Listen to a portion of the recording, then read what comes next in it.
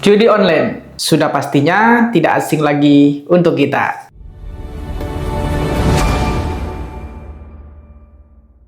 Halo semuanya, aku Nasrul. Ini adalah hari ke-15 kita belajar bicara di depan kamera. Judi online, iklan yang sangat sering kita lihat di berbagai platform sosial media.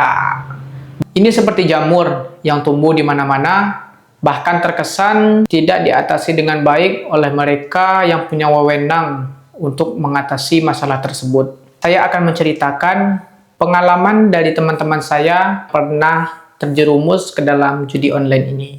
Kawan saya, ini berdasarkan cerita dari kawan saya, seorang karyawan minimarket. Tadinya, dia hanya seorang player game sama seperti saya bermain Mobile Legends. Suatu ketika, kawan ini datang kepada saya sambil menceritakan bahwa dirinya telah terjerat masalah karena judi online tadi. Sebenarnya sangat disayangkan untuk sampai di titik tersebut telah melewati berbagai banyak hal yang harus dilewati, banyak pengorbanan yang harus dia lakukan. Semua masalah ini muncul ketika dia mengenal yang namanya judi online. Secara perlahan, judi tadi akan menimbulkan masalah yang amat besar untuk dirinya di masa depan.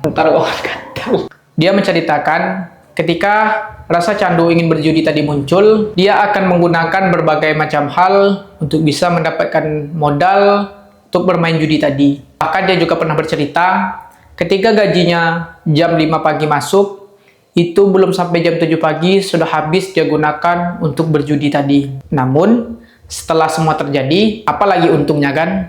Nasi sudah jadi bubur, uang sudah melayang, dan tentunya masalah yang akan datang. Kemudian berhutang, baik itu dengan kawannya atau bahkan pinjam online atau pinjol. Inilah kawan, gaji kalau kita pikir kan, gaji sudah habis, kemudian berhutang, kemudian melakukan pinjaman online.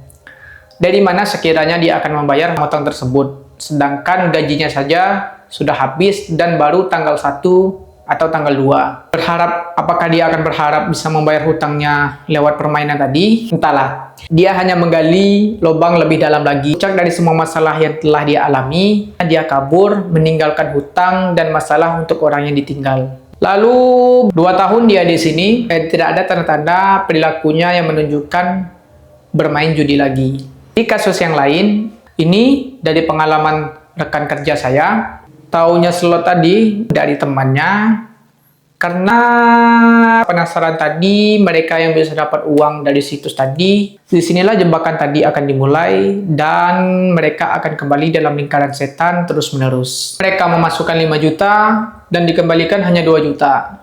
Mereka memasukkan 10 juta, tidak dikembalikan sama sekali. Kemenangan yang mereka dapat itu adalah uang mereka yang dibalikan sebagian kecil, kawan. Dan mereka berpikir itu kemenangan. Tidak, itu adalah kehancuran yang akan datang untuk mereka. Sampai pada akhirnya saya menyaksikan sendiri bagaimana satu persatu barang yang dia punya dia jual, baik itu motornya yang awalnya ada 2, handphonenya yang ada 2, satu persatu dia jual, kemudian perhiasan dan juga berhutang sana sini untuk bermain itu tadi. Setelah semua itu terjadi, motivasinya untuk kerja itu sudah mulai hilang dan banyak kesalahan-kesalahan yang dia buat hingga pada puncaknya setelah harta bendanya habis dimakan oleh perjudian, karirnya pun ikut lenyap, kawan. Sebelum dia kenal dengan yang namanya judi tadi, dia dikenal dengan orang yang penuh gaya, banyak uang,